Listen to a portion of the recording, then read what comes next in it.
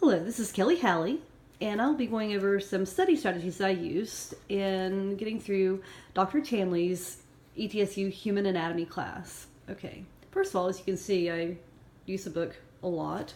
Well, a lot of wear and tear here. But one of the study strategies I used the most with the muscle groups was drawing. And here's just an example of how I learned to draw the superficial appendicular group of back muscles. Okay, I'm just going to zoom in a little bit. I was very detailed in my drawings. I go as far as to count out the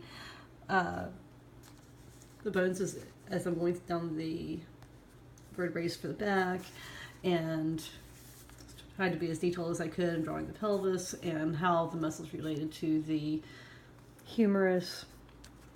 Okay, and as you can see, I was careful also to make sure the muscle fibers were moving in the correct direction, just as they are in the model that I used for the drawing. Okay, and as I was drawing the muscle groups, I was careful to use the tables here to go over the muscle origins, the insertion points, the innervation, and the functions. Now, the blue boxes here are very, very important. This material will be on your quizzes, your exams, and definitely on the final exam as well. So it's good to develop an early understanding of how to use the information within this table, develop an understanding.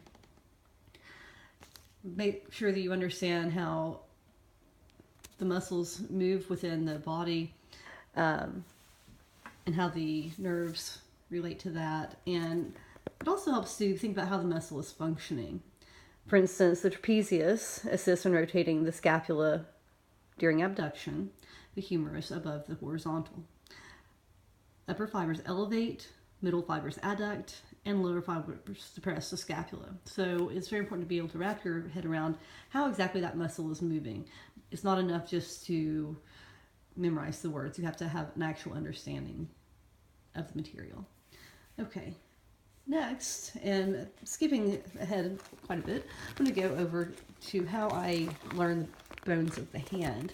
I used a variety of study strategies for this class, and bones of the hand, as you can see, there's quite a few of them, and you're really expected to know these relatively quickly.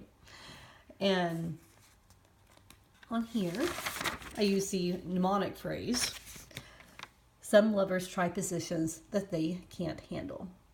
So, put S, put scaphoid, L, lunate, T, tricatrum, P, pisiform, T, trapezium, T, trapezoid, C, capitate, and H, hamate.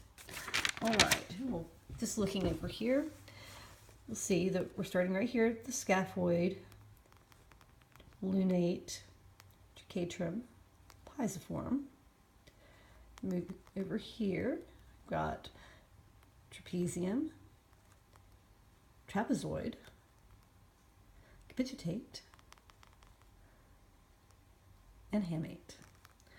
Okay, I was able to learn the bones of the hand using that mnemonic phrase in probably less than 5 minutes, and I've been able to hold on to that knowledge because if ever I forget a bone, I can just go in order using that mnemonic phrase, and I just quickly pick up right here. All right. Now, another strategy that I used was using Human Anatomy apps.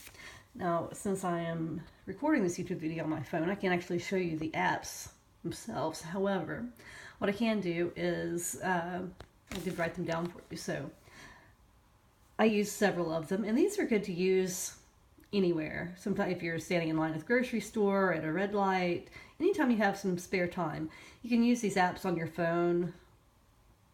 I downloaded Human Anatomy Trivia, Human Anatomy Atlas, Medical Mnemonics, Anatomicus Lite, Gray's Anatomy, Brain and Nerves, Invisible Body. The one that I used the most was Medical Mnemonics. And that one had a lot of different material. It had mnemonics for all kinds of different things. Too many for me to even go over. But I didn't use them all. I just used the ones that that really helped me. And this is the one that I showed you on the hand, this one, I got that from the Medical Mnemonics app. And another thing that I like about that app is it has a quiz within there. And it has quizzes and also some flashcards, and that's helpful as well. I tried making my own flashcards. I don't recommend that because I feel like in the beginning of the semester, I just got too hung up on making flashcards, trying to make one for everything in bold.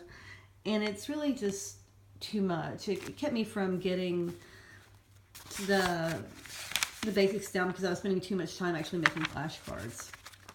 I always made sure to read the material before I went to class. Very, very important to know what's going on before you go into class.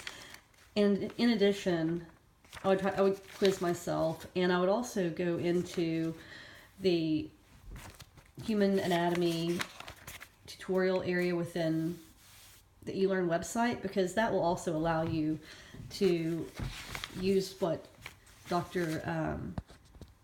the other Human Anatomy teacher offers, and also just study materials that will help you in your learning of human anatomy.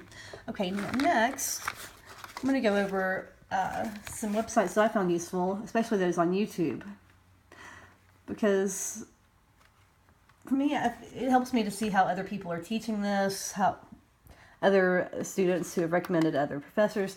One that I found that helped me learn was Dr. Fink, and he is California. He has several human anatomy lectures on here. I just put in Dr. Fink, and then I put human anatomy lectures.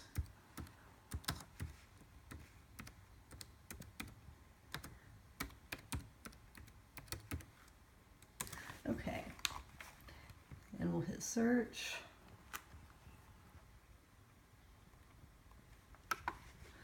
All right. So here you'll see that he has several you can go to. There's 59 videos for Dr. Fink in Human Anatomy. And he goes into a lot of detail within his lectures. We won't go through and actually listen to them or anything, but I just wanted to let you know about that. Now, another area that helped me was the Human Anatomy Atlas. And without going into too much detail on that, I'll type it in and you can just take a look at the website.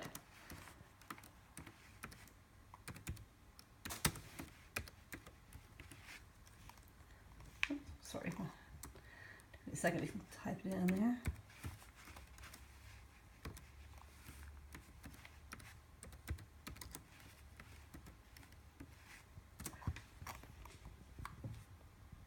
Okay, so on the Human Anatomy Atlas, you can see here, let me get this out of the way. Here's just some images. And zoom in a little bit more. Here it goes into the skull, and it's very detailed in terms of pictures. It even goes a little bit further than the AP revealed in some areas. So that's helpful for lab and a number of other things. But I found just using a wide variety of study strategies is useful. Again, just to recap, I suggest using your book a lot. Make sure you do all the reading. Definitely not come to class without having read material first. Make sure you ask questions in class if you have questions. In addition, make sure you can use mnemonic phrases for anything that you can find that you have trouble learning. For me, the one on the bones of the hand was really, really useful. If all these boxes in blue, I suggest committing all of this to memory. I know it seems like a lot, but it's not as bad as you think, and you'll see some of these will have a lot of, like there's some overlap here with the dorsal interossi and the palmar interossi. See, the insertion here, the extensor hood and base of the proximal phalanges of the index.